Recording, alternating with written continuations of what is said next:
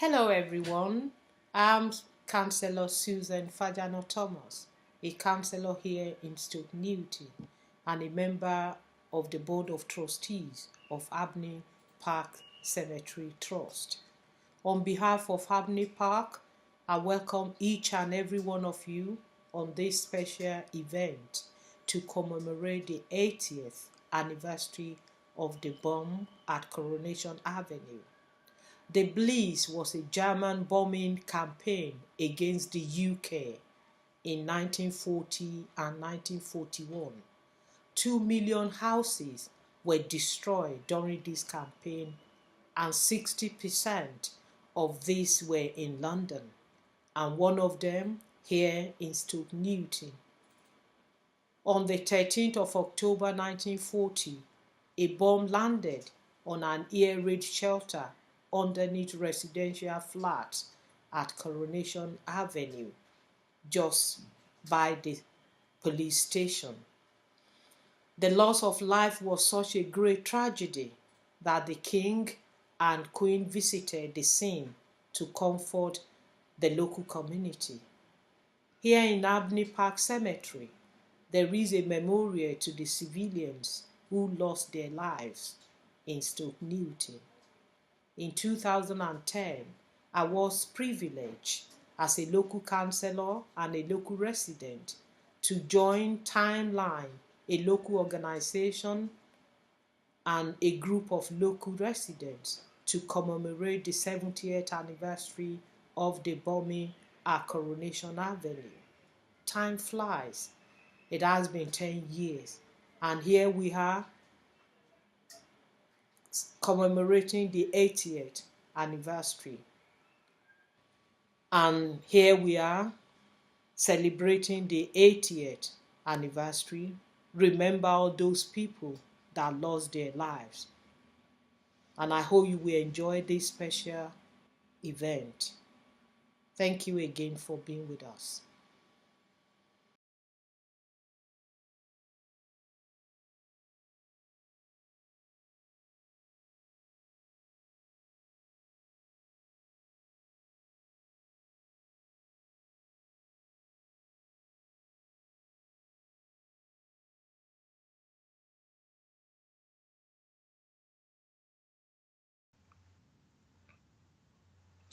Hello, I'm Alan Gartrell. And despite what they say, I'm not a historian. I'm not someone with a particular specialisation in the Second World War. But this will be perhaps a fairly dry account of the war, say in the air, the war from the air, as evidenced by the Civilian War Memorial. And thus perhaps a little distance from how we must remember the horror and terror of the events that memorial represents. Certainly, so when war broke out on the 3rd of September 1939, how the British populace was horrified and terrified. How they had all heard a former Prime Minister, Stanley Baldwin, say that the bomber will always get through. They had seen the 1936 film of H.G. Wells's Things to Come, with its images of devastating aerial bombardment and gas attack. It had seen witness to the efficiency of the German Air Force in the bombing of Guernica in Spain in 1937. So when war broke out, there was a flurry of sandbag making, gas mask issuing. Children were sent away to the countryside to avoid the devastating effects of an attack. And then nothing happened. It's how the papers started to call it the Boer War. And then they picked up the Americanism, how the phony war. People started to drift back.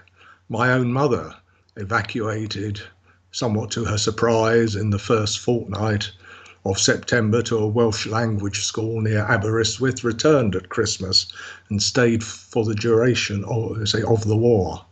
Other people started to feel that nothing was going to happen. Then in the summer of 1940, there was the Battle of Britain.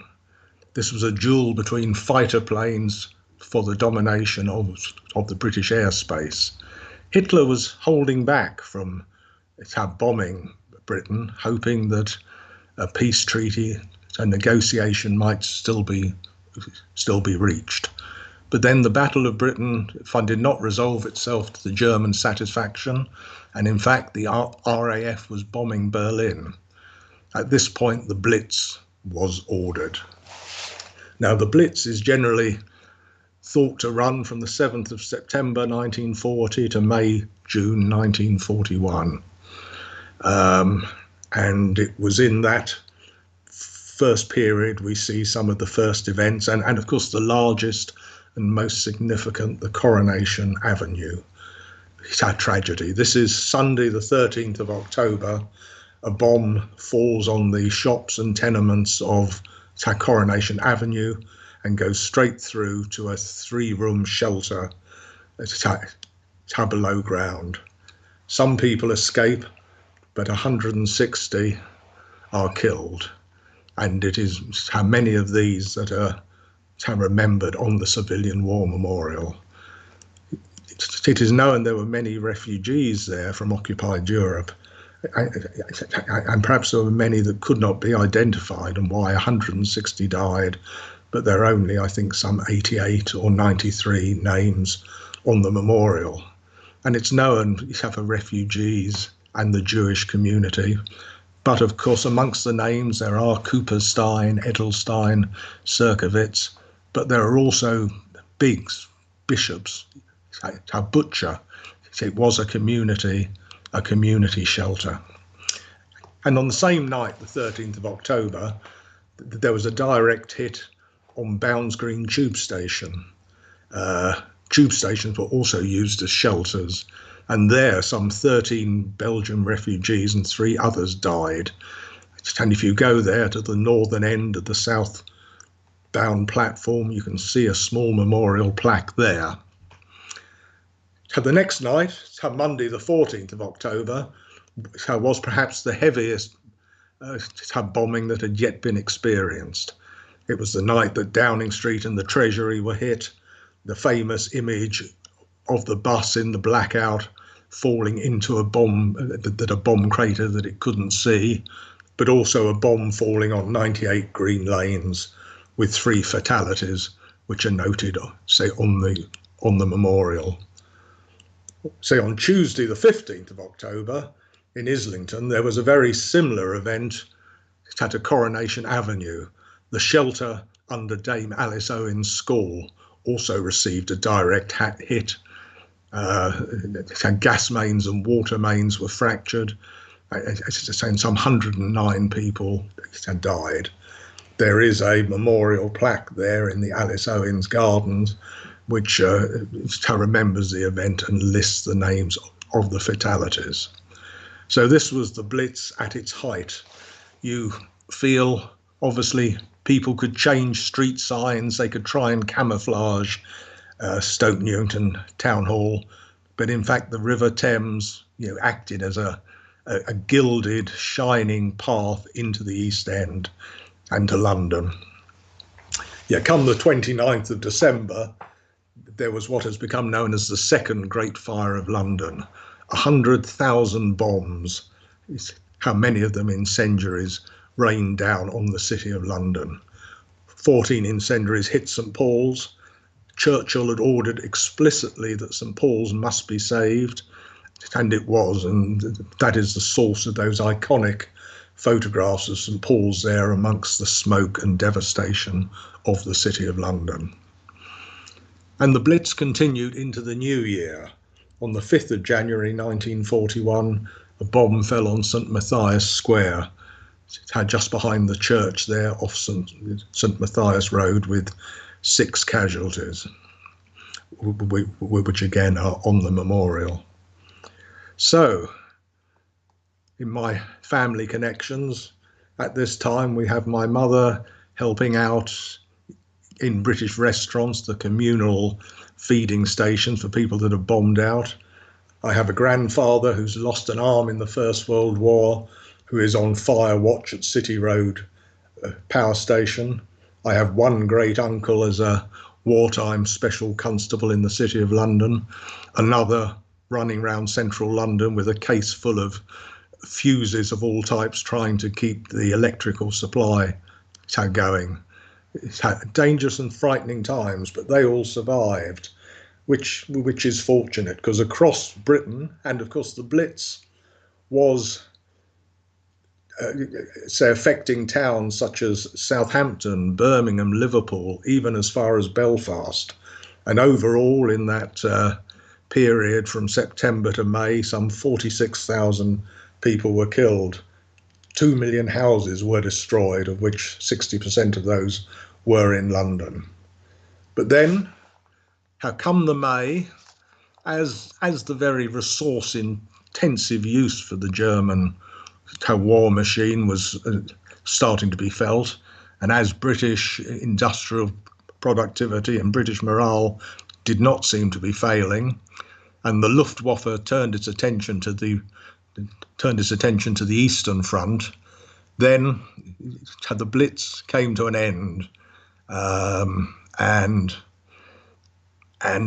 it faded away. Though of course there were continuing attacks and revenge attacks, because one must now realise this is a two-way street. That the RAF and later the Americans are of course bombing the towns and city of Germany, Berlin, Nuremberg, Stuttgart, the Ruhr, the firestorms of Hamburg and Dresden to come. And there were revenge attacks. Certainly in March 1943, people knew that Berlin had been attacked and were worried about a revenge attack. So when on the 3rd of March 1943 the sirens sounded, people in Bethnal Green ran to the tube station, which was in use as a shelter. As they all poured in and down the escalators and stairs, somebody tripped. Then someone else tripped. In no time at all, there was a heaving mass of bodies, more and more people behind, not knowing what was going on, pouring in. And in Bethnal Green tube station, 173 people were crushed or asphyxiated, perhaps the biggest civilian casualty in the Second World War. And then in January to May 1944, the Luftwaffe tried again with a major aerial attack, what the Germans knew as Operation Steenbock, and what became known, say, in England as the Baby Blitz. Aerial attacks have resumed. And it was one of those attacks that took out 2 properties in Lidfield Road, down off Green Lanes towards Newington Green, on the 19th of February 1944. 2 fatalities there, which are again named on the monument. But that was the last major air attack by planes.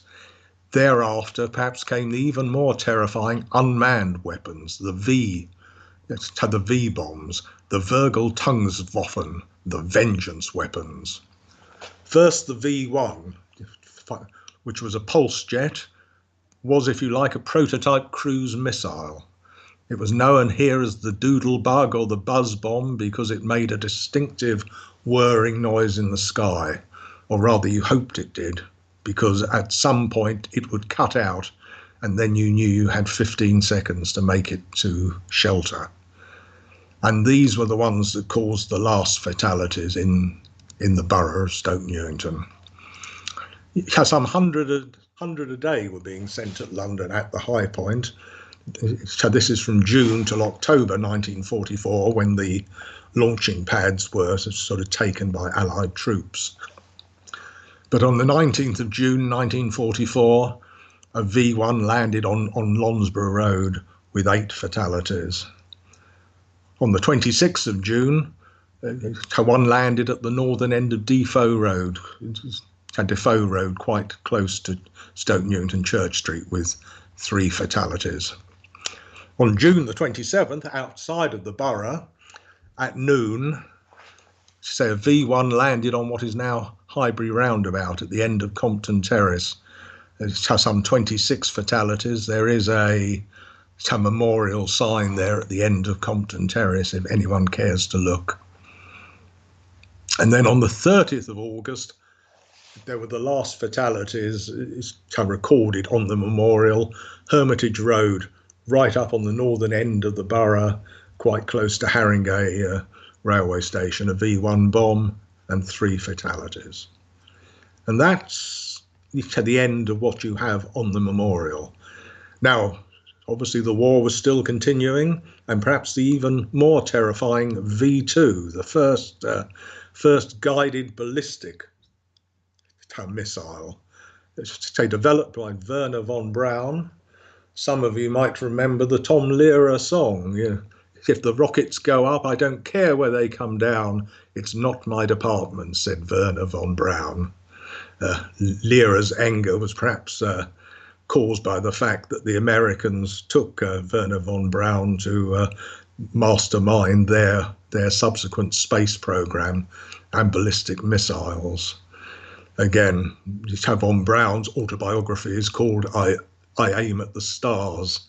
Someone once picked up a copy in a second-hand bookshop where the title page had been amended.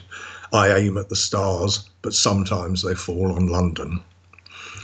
Now, the British government tried to hide this terrifying device. On the 8th of September 1944, say a V2 travelling at 3,000 miles an hour, no sound until after it had hit, and it hit Smithfield Market, killing 110. So the government was trying to say a lot of these were gas explosions. So many of the populace knew, and the V2 became known as the flying gas pipe. Some did hit Stoke Newington, two along green lanes close to the reservoirs and the pumping station, and it seems as though Matthias Road was hit again, but I'm not aware of fatalities.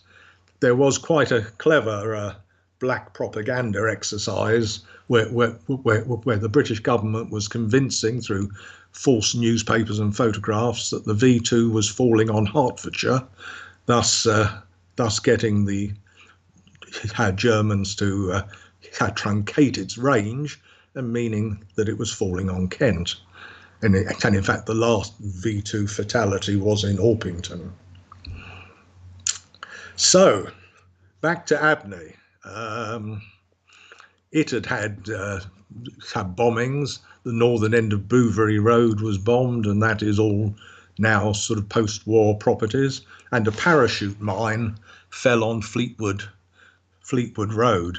You can see the damage there still. The top of the obelisk to Sir Charles Reed, Hackney's first MP, is broken off, and the red porphyry obelisk next to it appears to have been repaired.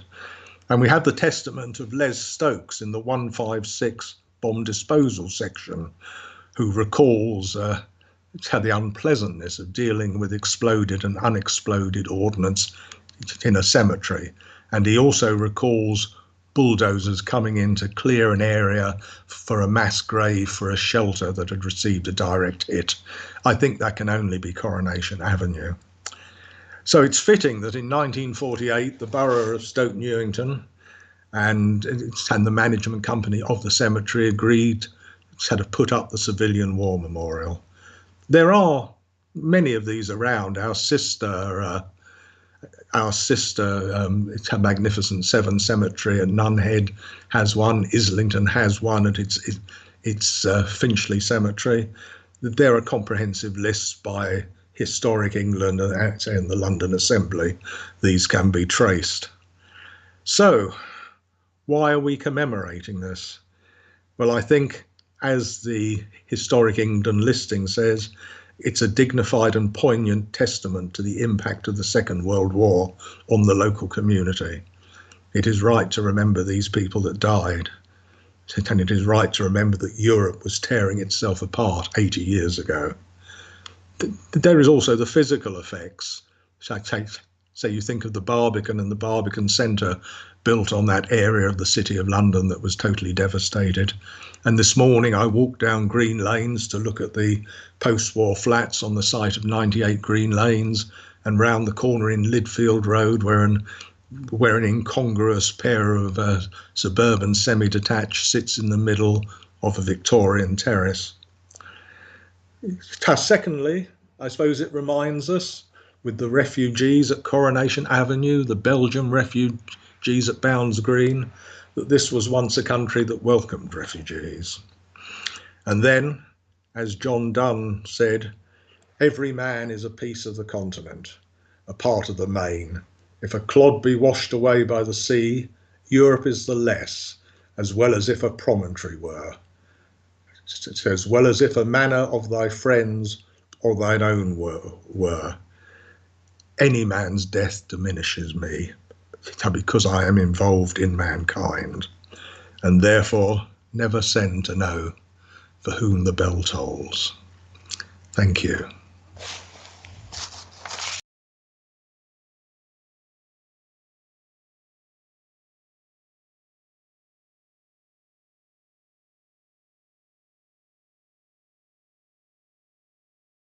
It's a great pleasure to be here today to commemorate a very touching event which happened 80 years ago and which is being commemorated by the memorial, the Civilian War Memorial here in Abney Park in Stoke Newington. 80 years ago, today, on the 13th of October, a terrible event took place, one of the worst civilian catastrophes in the UK during the Second World War, when a high explosive incendiary bomb fell on Coronation Avenue, destroying a large building underneath which there was a large shelter in which many hundreds of people were hiding and sheltering themselves from the bombing raids which were taking place during the Blitz in 1940, in the autumn of 1940. This direct hit demolished the building and caused masonry and girders to fall into the shelter which was underneath it, causing many deaths. This was exacerbated by a mains water pipe bursting and causing flooding in the shelter, which caused a sharp increase in the amount of people who were killed by this German bomb.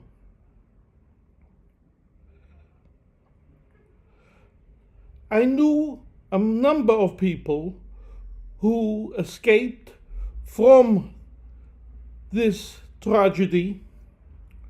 One of them was a very well-known communal Jewish activist who taught many people in the later years their bar mitzvah, Reverend Salzman. He was sitting on a step near the 3 rooms downstairs which constituted the bomb shelter, and I heard that perhaps he had gone to pray, so therefore he wasn't in the actual underground shelter when the bomb hit. And thank God he survived, and he moved later to Ilford, where he was a tremendous influence for the good in Jewish education and inspiring people to retain their Jewish heritage and to live Jewish life.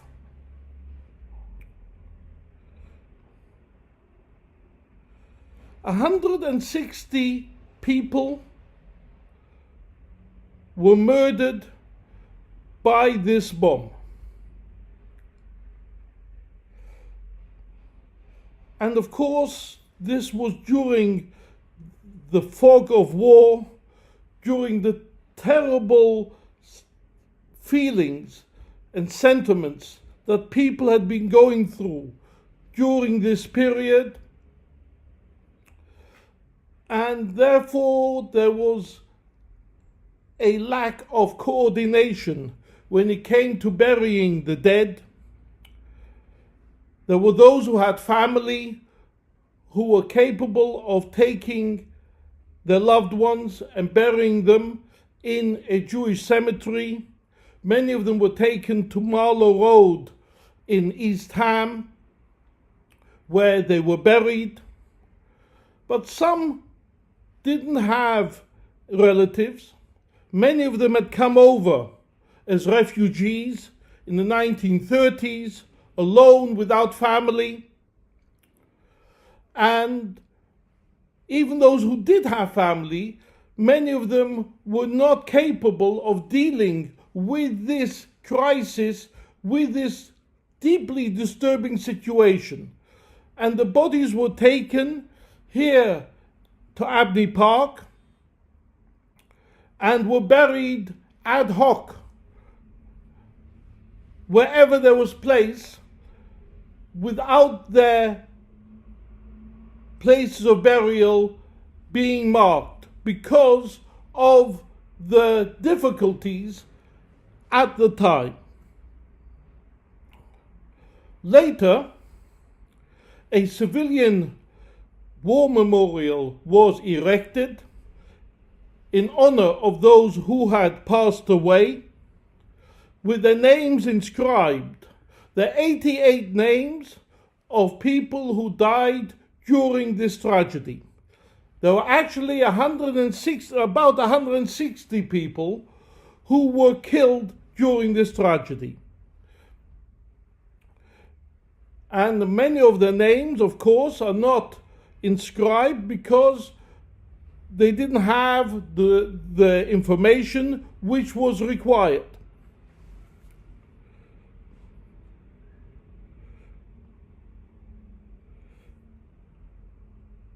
Coronation Avenue is a very interesting place. It was built and completed in 1903 and called Coronation Avenue in honor of the coronation of Edward, the son of Queen Victoria, whose coronation was during that period.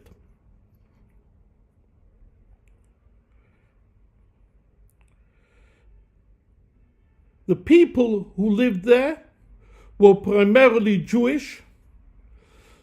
The buildings were called the 4% buildings, which were donated by the Rothschild family for the poor, working class people from the East End who lived in very unsanitary conditions, in a place where there was a lot of pollution, very cramped conditions, unsatisfactory housing, and they wanted that people should live in healthier conditions, so they constructed these flats. There are many different sites.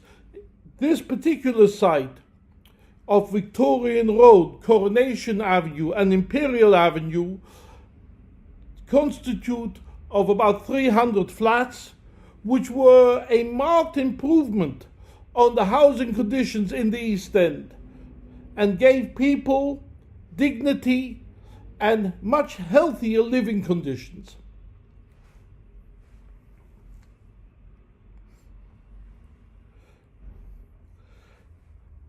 I had the pleasure of being a rabbi in the area, in Wolford Road Synagogue and in other synagogues, for over 3 decades. and knew many of the older residents who lived in these buildings and also in the Veranum mansions and other Rothschild charitable buildings in the area. Most of them were old world East End Jews, working class Jews, who earned an honest living by the sweat of their brow and the work of their hands. Many of them were tailors, market stall holders, working in the textile industry, in the furniture industry, craftsmen, artisans, people who worked hard for a meager return. They were proud Jews. There were Jews who built synagogues, who attended synagogues, who prayed, who learned Torah, who contributed to society, who gave charity, who worked hard for a better, fairer, more equitable society. Many of these Jews were proud trade unionists and radicals who looked at those around them and felt that people required a more decent lifestyle. They needed better recompense for their work. Most of these Jews came originally from the East End and moved to this part of London because the conditions were better, but at the same time they were closer to the beating heart of Jewish life, which at the time was in the East End. So therefore they had moved, but spiritually the heart was still in the East End of London, where they drew their spiritual sustenance from. Stoke Newington wasn't just a home for the Jewish people. The Jewish people contributed a tremendous amount to Stoke Newington, which was later became part of the London Borough of Hackney, of which it is a part today. And both these places, Stoke Newington and Hackney,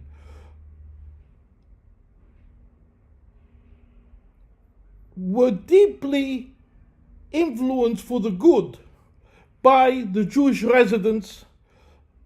Many of the local councillors were members of the Jewish community, mayors in the borough, MPs, and people who worked for a better living standard for all people, for better lifestyle for all people in this borough.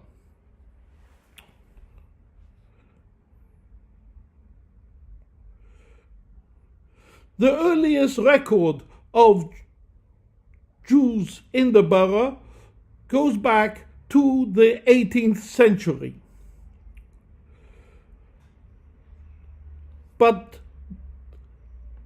Jews started living en masse in the borough towards the end of the 19th century, when the big synagogues in the borough were constructed.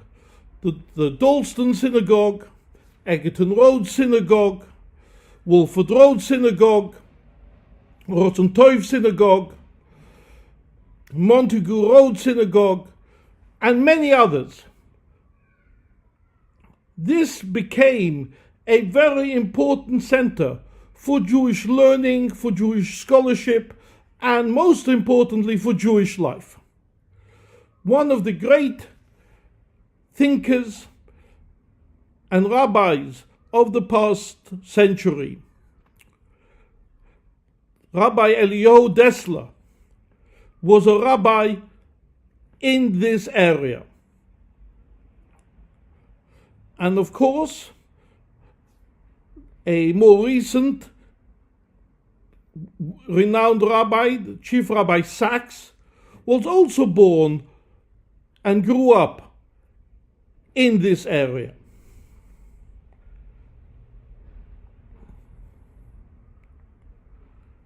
Today, Stoke Newington is the home for the largest strictly Orthodox community in Europe, made up of people who lived in this country for many, many years and more recent refugees. These refugees who came here fleeing persecution, fleeing denial of the right to work, today they would be called economic migrants, came in various waves. Some came towards the end of the 19th century, some came during the 1920s, those who could came in the 1930s, then in the 1940s many survivors came, and then after the Hungarian Revolution in 1956, many Jews came to live in this area. There were also later waves of immigration of Jews from North Africa, of Jews from Aden, who they and their descendants still live in this area. Today the area boasts well over 100 synagogues, many Jewish schools, many Talmudic academies, many schools of higher learning, and boasts a very vibrant community. This community contributes not only to itself, but makes a major contribution to a multicultural neighborhood. I would like to mention the ambulance service Cllr, which cares for people from all different communities. Also Shomrim, of which I have the honor of being the president.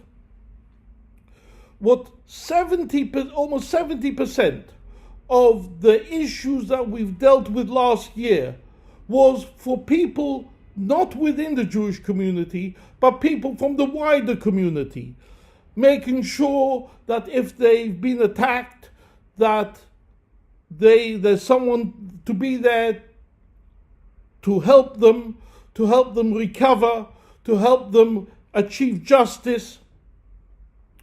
And most importantly, we try to preempt negative things happening to people.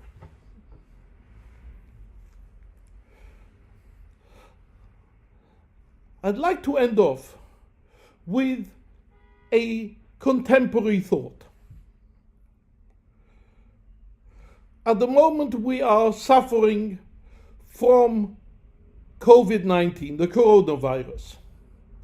There are those who say that, God forbid, there might be more people dying from the coronavirus than all the deaths during the Second World War.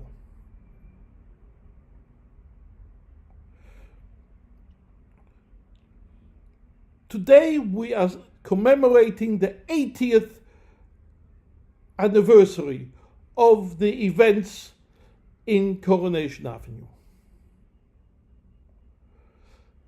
It reminds us of the spirit of the Blitz, as Her Majesty the Queen alluded to in her recent talk.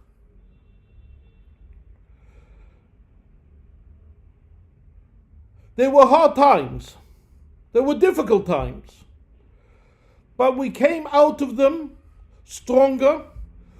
with a deeper sense of community, with the strongest sense that we have to care for the weak and the poor in our society. 80 years commemorating strength, commemorating fortitude, commemorating the ability to put our own benefit on one side for the sake of the many. This is an opportune moment to reflect. How can we do more to protect lives of others by keeping the regulations that the doctors and the government have instructed us to keep? And how can we ensure that society becomes fairer, becomes kinder, becomes more compassionate for each and every one of us? Thank you very much.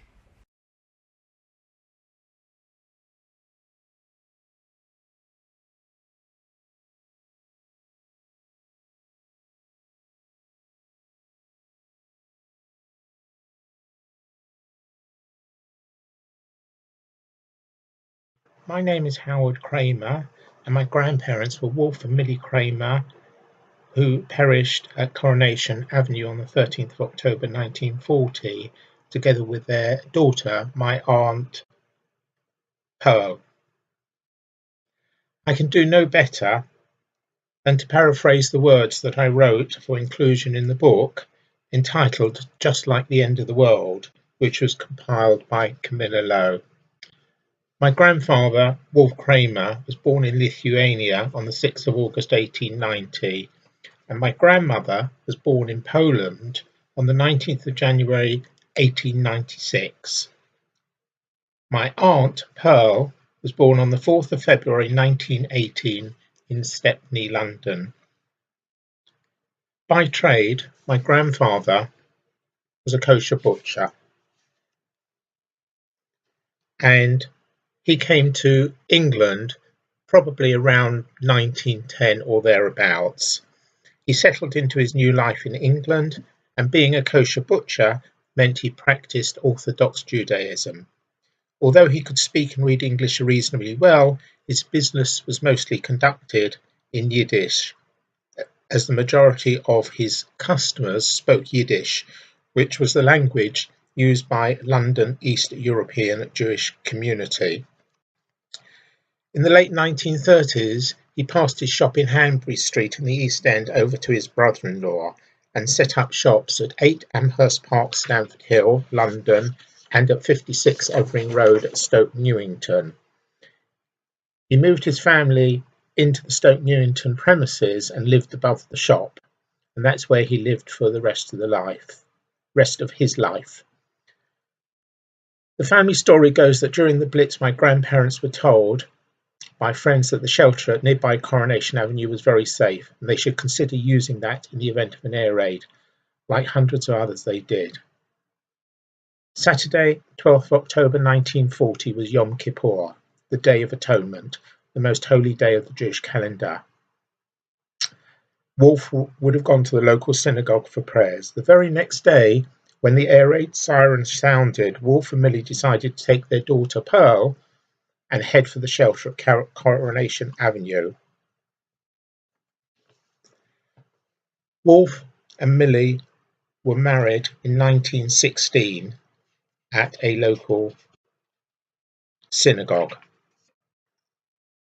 At around 9 o'clock, a high explosive incendiary device hit the flats above the shelter. The bomb must have been a very heavy one, as it was able to penetrate through the 5 floors above the basement before it detonated. The weight of all the floors bore down on the people below.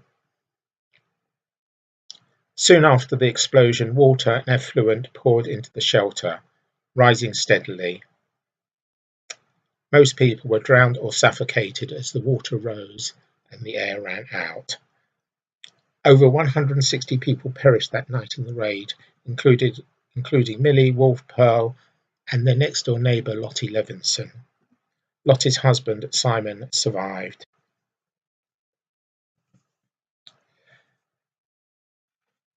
We should all pray that their dear souls rest in peace. Finally, I would like, on behalf of everyone, to thank Camilla for her role in galvanising the campaign to recognise those who died at Coronation Avenue on the 13th of October 1940. Without her determination and fortitude, nothing would have happened. No ceremonies, no plaque, no book, and no renovated memorial stone. My thanks also to Zach Young and the Abney Park Trust for arranging this event. Hello, my name is Colin Turek and my mother's name was Vera Edelstein. As a 15-year-old girl on the 13th of October 1940, my mother and her parents walked from their greengrocer's shop in Stoke Newington High Street, just across the road from Coronation Avenue. They walked across the road into the shelter at Coronation Avenue. My grandmother had actually taken over all the family photographs because actually there'd become this thing that, a little tradition that all the mothers would take over their photographs of their family, and that night my grandmother took over our family photographs. Apparently there were 3 rooms in the shelter, and my mum and her parents and my mum's younger brother were allocated a room at the far end, room 3, that had beds in it, and because my grandfather was a greengrocer and had to be up early in the morning, he was allocated a bed. When the bomb dropped, when the mine dropped, my mother says that the bang wasn't particularly loud, but very soon after that they noticed that the shelter was filling up with water, and there were screams from the other end, from the other rooms, and they couldn't get out into the other rooms, but there was an escape hatch. So the escape hatch was lowered down, a ladder was lowered down, and my mother, my grandmother, my grandfather, and my Uncle Laurie, my mother's younger brother, climbed out. And I smiled because my mum says that my Uncle Laurie, who was about 11 or 12 at the time, climbed up the ladder the wrong side because he was rather boisterous. Somebody at the time shouted, "Don't panic, we're British." And my mum said that her family were the last ones out. She was neck deep in water when she actually got out of the water and climbed up. They went home, they dried themselves down, emergency services arrived, and that was sort of it until the morning. In the morning, army came and secured the area, and later on in the morning, removals vans, very, very large Pantechnicons, removal vans arrived to take away the dead. And Mum's bedroom overlooked where the removals vans were, so she watched the bodies being taken out and loaded onto the removals vans. It was hushed up. Nobody said anything about it because of censorship, and people just went on about their lives. It decimated that community. I was told that story from when I was quite young, and I heard it repeated by my mother multiple times. So it's one of the stories of my childhood as well. The only thing that I would say is that history is important. We are at a time now of Brexit, rising tensions, rise of the far right, and we need commemorations like this to remind ourselves that when one group of people, one society, one country suddenly thinks itself to be better than somebody else, or covets something of somebody else's, then things can happen, voices get louder, aggression rises, and before you know it, people are dropping bombs on other people, and that sort of thing is the thing that leads to disasters like Coronation Avenue. So it's history, and the lessons of history are worthwhile remembering. My name is Norman Levinson. My mother's name was Lottie Levinson. My mum was killed on that dreadful night, 80 years ago, and if my grandparents hadn't taken my sister and I away 1 week earlier, we would have been in the shelter with her. My mum's name isn't on the headstone because her body was one of the few removed from the wreckage, and my dad had to go, I believe, to Manor House to identify the body. She is buried in the Jewish cemetery in Enfield. That fact makes this evening no less emotional for me. All the names on the headstone have a direct effect on me. All these people were with my mum when she died. Only their families can have the feelings that I have had for all these years. This is a wonderful gesture by the council to have remembered the terrible happening of that dreadful night. This is something that must never be forgotten. The people who died there must never be forgotten. Look what these people have missed. To be called mum, dad, grandma, grandpa, all the wonderful things that have happened in their families over these years. And us, who have been mourners for all these years. We've never had the pleasure of their company. I personally never had the love of a mum. Never been able to call somebody mum. Everyday things that people must take for granted has been denied me and my sister, and many others. This tragedy must never be forgotten, and the plaque on the wall of Coronation Mansions will always be a reminder of the sad time. Thank you, Council, for the memory, and God bless all my fellow mourners, and may our loved ones rest in peace, as we hope they have for all these many, many long years. Thank you. Hello there, my name is Mike Hamer and I'm the Detective Superintendent and the Deputy Police Commander for Hackney. Tuesday the 13th marks a very poignant event, the 80th anniversary of the bombing of Coronation Avenue, an avenue that's overlooked by my office window, Stoke Newington Police Station. The event in 1940 shocked the local community. It was a very indiscriminate act and the effects were felt across the whole community. Men, women and children equally affected. My sense from reading the various accounts in the book is one of absolute resolve of the community and a pulling together, including that of the emergency services to respond to that tragedy. I only have to look at events of today to understand that there are a lot of parallels, and we draw on that resolve even now in a similar way. On behalf of Hackney Police, I would like to extend my thanks to Timeline and the Stoke Newington community for ensuring that this event is never forgotten. Thank you. Good evening. My name is James Ryan and I am the Station Commander at Stoke Newington Fire Station. Firstly, can I say thank you for inviting me as a representative of the London Fire Brigade to attend this event.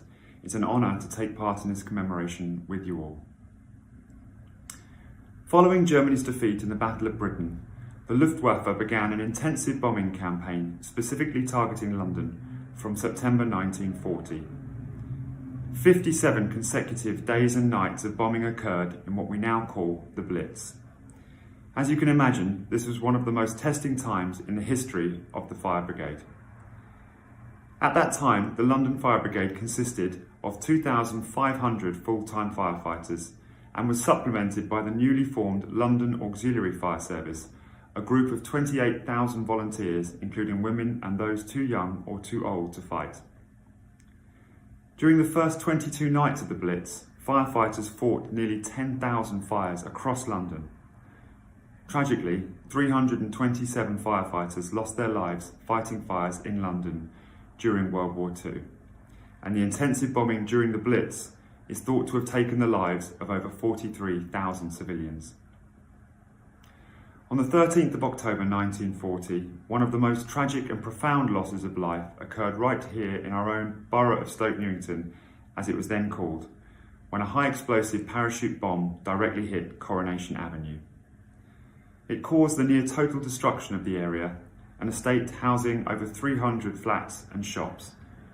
It also ruptured a major water main and caused the collapse and subsequent flooding of an adjacent air raid shelter. The fire at Coronation Avenue raged for days. and as we know, over 160 people tragically lost their lives, the bodies of some never recovered. This deeply sad occasion just underlines the cost of this war to all those who lived through it and died because of it. I am so pleased that a memorial to this night exists in Abney Park Cemetery. It is a fitting tribute to those who lost their lives.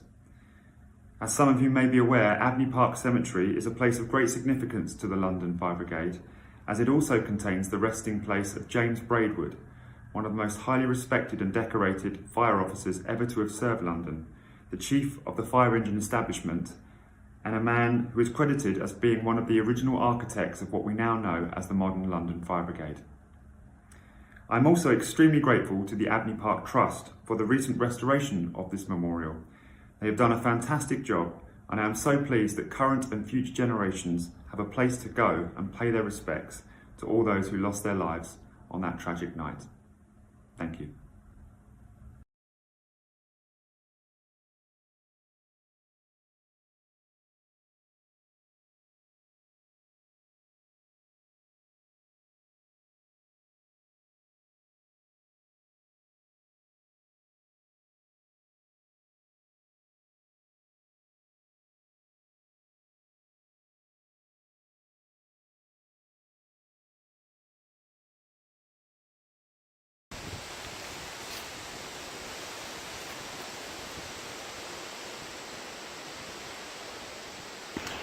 Well, my grandparents lived in Imperial Avenue, which is just along from Coronation Avenue. Both were members of the First Aid Party, so I guess they, as a matter of course, would be going into the air raid shelter and would potentially be helping people. When the bomb struck, my grandmother apparently was inside the shelter. My grandfather was reported to be smoking a cigarette outside the shelter, and he went back in and presumed to help people, and from what I gather, the water mains and gas mains ruptured and he never came out. Well, my mum was 11 at the time. She had gone to Princess May School, and I guess she must have just started at Skinner's, and she'd been evacuated with Skinner's to Welwyn Garden City, so she wasn't around here when it happened. Obviously she lost both her parents, and she went to live in Cricklewood with an aunt on her dad's side. Unfortunately she completely lost contact with her mum's family, so we discovered afterwards actually that, and my mum didn't even realise this, she remembered one or two aunts and uncles, but my grandmother was one of about 11. My grandparents were Mari and David Danziger. Both of them were children of immigrants. They'd been brought up in the East End, and they'd moved to Stoke Newington, I think, in 1933. My grandfather was a tailor. My grandmother somehow had learnt the piano, and she played piano in the silent movies, but also she played piano in the homes of wealthy people. And we've actually got a letter from the court violinist to the King of Spain complimenting her on her playing. Well, when growing up, I think for me it was just a simple fact of life that I had one set of grandparents, that's just the way it was. I just didn't ask questions about it, and only in later years did I realise how deeply it affected my mum. About 10 years ago, both myself and my kids, we went to an exhibition about the Blitz. I think it was in Nottingham actually, where there was someone dressed up as an ARP warden who was standing outside a mock-up of a shelter, and he was talking about the experience of people in the Blitz. And one of the things he said is that if there was a direct hit on an air raid shelter, you didn't stand much chance. And I hadn't really thought that the bombing had affected me at all, but when he said that, I shuddered, and so did one of my daughters shudder. So in a small way, I guess it's probably affected me. And what I would say is, having read the book about the bombing and how people lived in those days, if people weren't going to the shelters, children were sleeping under the dining room tables and things like that. Yeah, we've definitely got things tough now, but I think that was a completely different level. And you know, it was a complete lottery. You know, if my grandparents had been at home, they would have survived. And they must have been going from one day to the other, not knowing whether they were going to survive, whether the bomb was going to hit them. So it must have been very tough for them.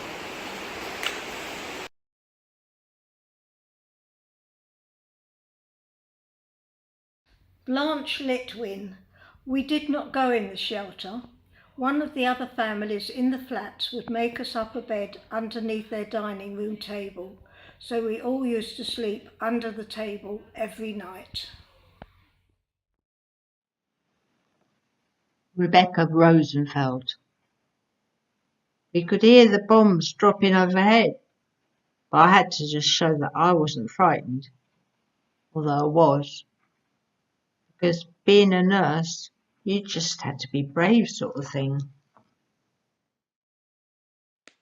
Marion Pelter. We used to hear the noise of bombers coming over and the noise of the bombs dropping. It was very scary, and I suppose that's why my mother decided to go to Coronation Buildings. My Auntie Dole lived in a flat in Beatty Road, just a stone's throw from the air raid shelter. She went there every night. She said although she did not like going there because of all the people, at least she felt safe there. I remember Mum saying that if she felt safe, to keep on going there. Vera Turek. When we'd be at the shelter, women used to bring their handbags full of photos. They'd show them around. On that day, it was my mother's turn. She had an old brown handbag full of photos, and it got left behind. All those memories got left behind. The bomb was the day after Yom Kippur, the most holy day in the Jewish calendar. Celia and Eric went to his family's home in Stoke Newington and had their dinner there. Then they walked from Stoke Newington up to Stepney, where we lived. They just came to show my mum the ring and to let her know they were all right, and off they went. Celia had her hat on from the Salvation Army. I said all she needed was a tambourine. That was the last thing I ever said to her. I could bite my tongue out because she looked lovely. Blanche Litwin. Suddenly there was this terrible noise, a slushing sound like an express train rushing past. We didn't really hear a bang. There was this huge sounding vibration and everything shook. We knew it was very near. The windows blew in and dust seemed to be falling everywhere. Henry Batsman. There was this whopping great explosion, and it went dark.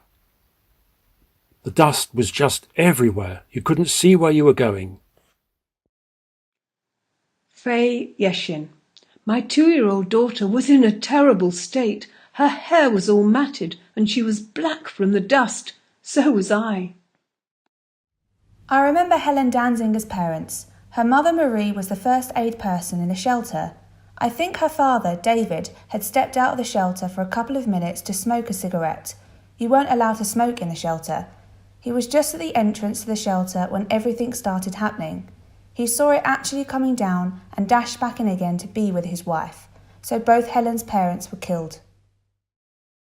I went to Stoke Newington to see if I could find my sister and Eric.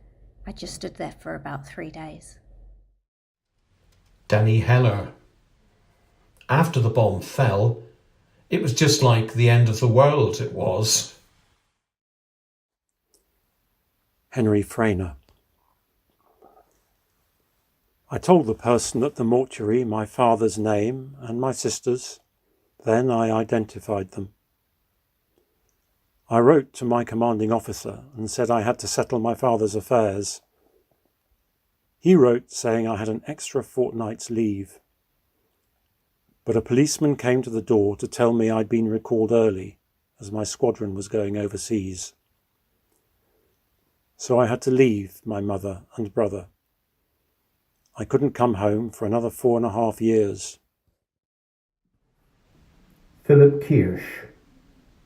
I took the Registrar of Births and Deaths from Stoke Newington Town Hall to Abney Park Cemetery, as he wished to witness the burial of people from the bombing of Coronation Buildings. I stood near him while he witnessed the burial and the prayers said by the Jewish rabbi, the Catholic priest, and the Protestant priest. Ronald Kramer. At the time they put up the memorial stone in Abney Park, they promised us faithfully that it will be kept in good repair and well maintained. Betty Perkins. After a year or so, they put up this memorial in Abney Park, but it's been very neglected. If the memorials are not kept up, people will forget about the war, about the Blitz, and about all the innocent people that were killed.